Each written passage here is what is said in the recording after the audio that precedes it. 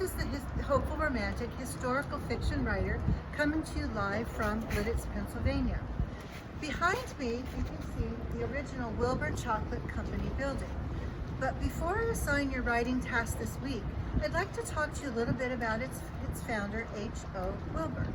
So I want you to close your eyes and just jump back in time to the year 1865. This is when H.O. was operating a hardware and stove business in Vineland, New Jersey. Now, while it was doing well, he never missed out on an opportunity to reinvent himself, so he didn't have to wait long. Shortly thereafter, he united with confectioner Samuel Croft. Together, the two developed a molasses-based hard candy business.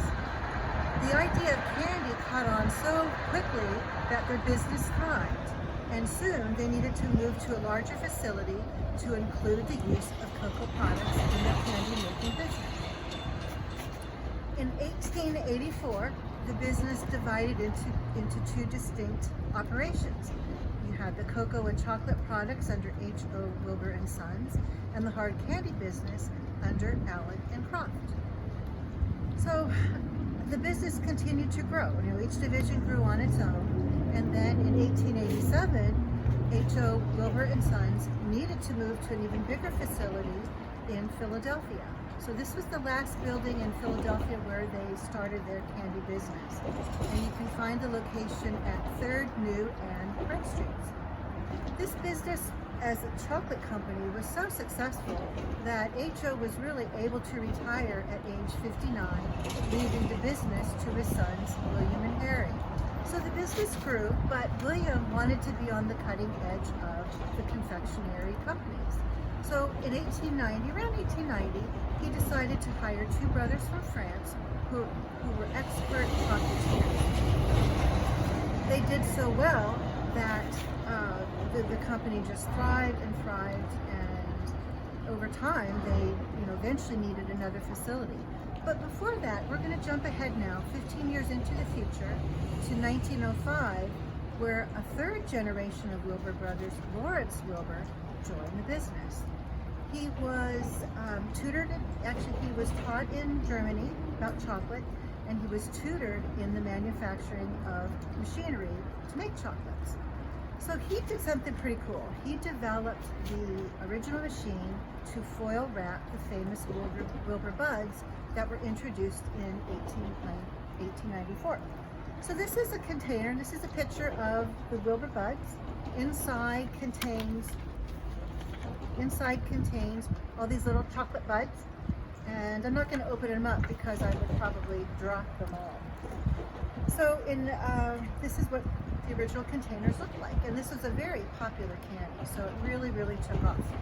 And it took off to the point that a newer facility needed to be acquired. So behind me, I showed you already, this Wilbur Chocolate Factory. So this was a 5-story building that was constructed. Construction began in April of 1913, and this is where the candy business really took off.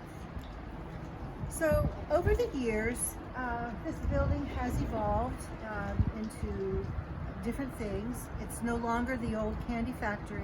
You can see it's apartments, condos. In the front there's restaurants, and there's even the Wilbur Hotel that's affiliated with the building. Of course, it's been added on to. Across the street, across the railroad tracks here, is the new Wilbur Chocolate Candy Store, where you can buy all sorts of candy and confections. What I really like about this store is it has museum pieces.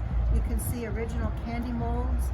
You can see China hot chocolate and teapots, just beautiful vessels that house chocolate from countries all over the world.